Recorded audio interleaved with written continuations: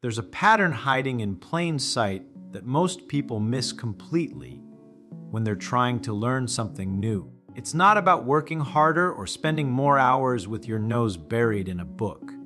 It's about understanding how the mind actually builds knowledge versus how we've been taught to think it works. The difference is extraordinary.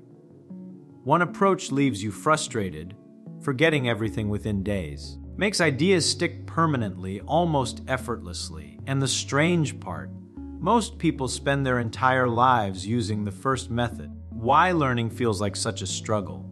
Here's what typically happens when someone decides to learn something.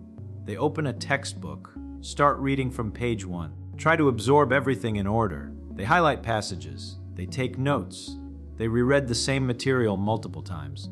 Then, test day arrives, or when they actually need to use what they learned, they discover that most of it has evaporated from their mind like water on hot pavement. Sound familiar? This isn't a personal failing. This is what happens when you approach learning the way most educational systems have conditioned us to approach it. We've been trained to treat knowledge like filling a container, pouring information in until it's full. But the mind doesn't work that way. It never has. The mind builds connections. It creates networks. It links new information to existing understanding through active reconstruction, not passive absorption. When you simply read and reread, asking your brain to memorize without giving it the structure it needs to actually understand. And without understanding, there's nothing for the memory to anchor to. The last time you really learned something that stayed with you permanently, not memorized for a test and forgotten, truly learned. Chances are, you didn't learn it by reading the same explanation over and over. You learned it by wrestling with it, by trying to use it before you fully understood it, making mistakes and correcting them, by explaining it to someone else, even if that someone was just yourself talking out loud. This is the pattern. The mind learns by doing the work of reconstruction, not by passively receiving information. Every time you force yourself to recall something without looking at the source, every time you try to explain a concept in your own words, every time you attempt to solve a problem before checking the answer, engaging the exact mechanism that makes learning permanent. But we resist this. We resist it because it feels harder. It feels less efficient. When you're reading a textbook, you're making progress. The pages turn. The material looks familiar.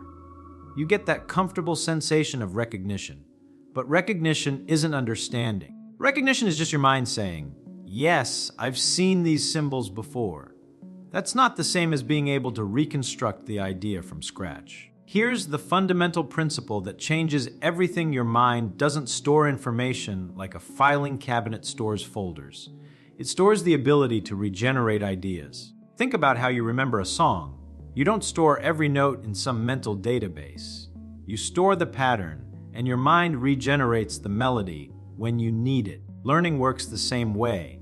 When you try to recall something, when you struggle to regenerate an idea without looking at your notes, brain strengthens the pathways that allow you to reconstruct that knowledge.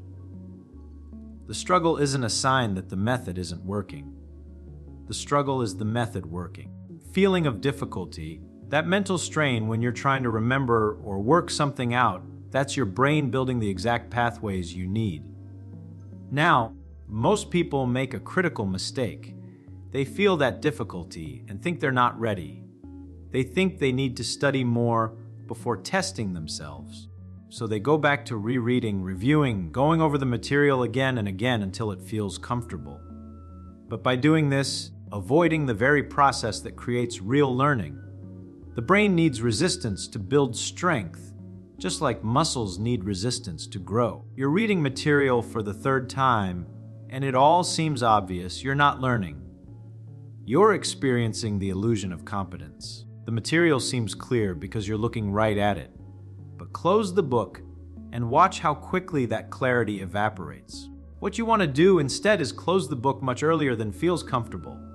Before you think you're ready, try to write out the main ideas from memory. Not word for word, in your own understanding. If you can't do it, that's not failure. That's information. That's your mind showing you exactly where the gaps are. And those gaps are valuable. They tell you what to focus on. Then, after you've struggled with it, after you've tried and perhaps failed to reconstruct the idea, that's when you go back to the material.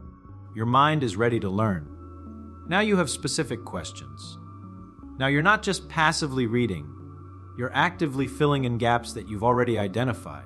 The difference in retention is dramatic. This applies to everything: mathematics, physics, language, history, anything. The method is always the same: engage with the material actively, not passively. Force yourself to generate answers rather than recognize them. Build the knowledge rather than try to store it. Let's take mathematics as an example. Most people approach learning mathematics by reading through example problems, following along with the solution, nodding when it makes sense, and then moving on to the next problem. Even copy the solution into their notes. Then when they sit down to do problems on their own, they're stuck. They can't replicate what seemed so clear when they were looking at the example. Why? Because watching someone else solve a problem and solving it yourself are completely different mental activities. When you're watching, you're following a path someone else has cleared. When you're solving, you're clearing the path yourself, and it's only in clearing that path that you actually learn where the obstacles are and how to navigate around them. The effective approach is this: look at a problem, close the book, try to solve it. Even if you have no idea where to start, try anyway. Write something down. Make an attempt. The attempt itself, even if wrong, prepares your mind to understand the solution in a way that passive reading never could. When you then look at the solution, just following steps, you're seeing what you missed, understanding why your approach didn't work, building genuine understanding. The same applies to reading difficult material. Don't just read a chapter from start to finish, taking notes along the way. Instead, read a section, close the book, and try to explain the main idea to yourself, out loud if possible. Use your own words.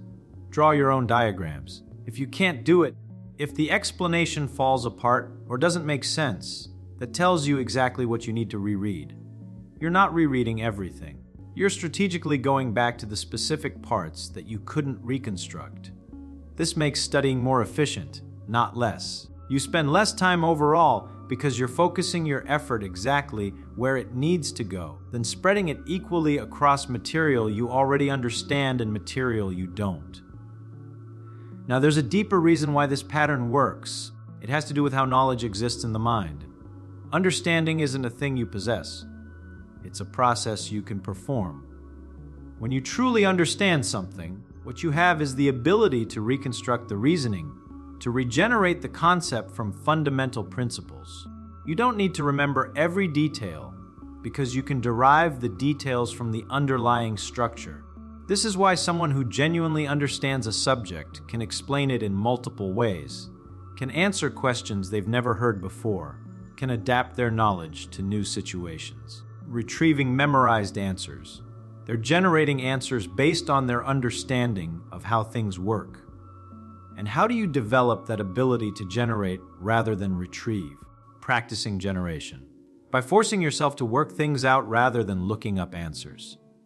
By explaining concepts in your own words rather than repeating the textbook's words. By solving problems rather than reading solutions. The mind is remarkably good at finding shortcuts. If you give it the option to recognize an answer rather than generate one, take that option every time. Recognition is easier, faster, requires less energy. But recognition doesn't build understanding.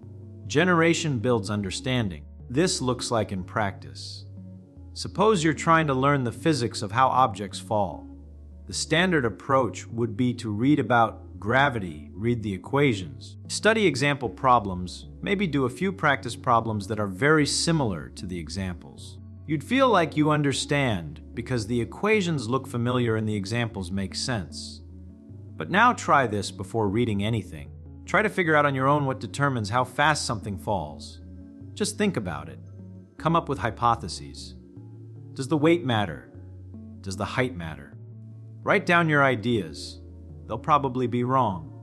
That's fine. That's perfect, actually. Now, when you read the actual explanation, you're not just passively receiving information. You're comparing your ideas against what's really happening. You're seeing where your intuition was right and where it was wrong. You're building understanding by seeing the contrast between your initial model and the correct model. This creates learning that sticks because you're not just memorizing facts, understanding why those facts are what they are and not something else. This works for everything. Before reading a historical account, ask yourself what you think happened and why. Before learning a formula, try to derive it yourself from principles you already know.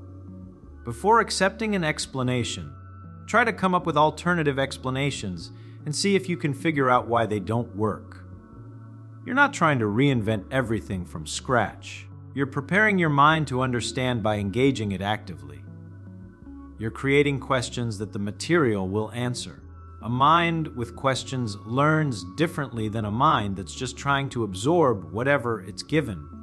The beautiful thing about this approach is that it makes learning interesting. Actively working things out when you're testing your understanding, when you're catching your own mistakes, you're engaged. You're not bored. The mind likes problems. It likes puzzles. Give it the work of figuring things out and it performs magnificently. Ask it to sit still and absorb information passively, and it rebels. This is also why explaining concepts to others is so powerful for learning. When you explain something, you can't rely on recognition to generate the explanation from your understanding, and in doing so, you immediately discover what you actually understand versus what you only thought you understood. The gaps become obvious. The places where your explanation gets fuzzy or circular, those are exactly the places where your understanding is incomplete. You don't need another person for this to work. Explain concepts to yourself. Pretend you're teaching an invisible student. Write out explanations as if you're writing a textbook. The act of putting understanding into words, into your own words, forces a kind of mental clarity that passive reading never demands. And here's something crucial: afraid of making mistakes during this process. Mistakes aren't obstacles to learning. They're part of the mechanism of learning. When you try to solve a problem and get it wrong, when you try to explain something and realize your explanation doesn't make sense, that's not wasted time. That's your brain identifying exactly where to focus its effort. The education system has trained us to fear mistakes, to see them as failures. But in actual learning, mistakes are incredibly valuable. They show you the difference between what you thought you knew and what you actually know. They create the mental friction that leads to real understanding. So make mistakes deliberately before you know how to solve them. Attempt explanations before you've mastered the material. Test yourself before you feel ready. Every mistake is information. Every gap you discover is an opportunity to build genuine understanding rather than the illusion of knowledge. Think about how children learn to speak. Study grammar rules and vocabulary lists. They try to communicate, make mistakes, get corrected, try again. They're constantly generating language, testing what works, adjusting based on feedback. It's messy and full of errors, but it works. They develop the ability to generate language rather than just recognize it. Apply that same principle to any kind of learning. Generate first. Test yourself first. Try to work things out before looking up the answer. It feels harder because it is harder in the right way. Hard in the way that builds capability rather than just creating the temporary sensation of familiarity. The pattern is simple. Engage actively with what you're learning. Force yourself to reconstruct rather than recognize. Build understanding through the work of generation, passive absorption of information. Test yourself before you feel ready. Make mistakes and learn from them. Explain concepts in your own words. Struggle with problems before looking at solutions. This isn't a trick or a hack.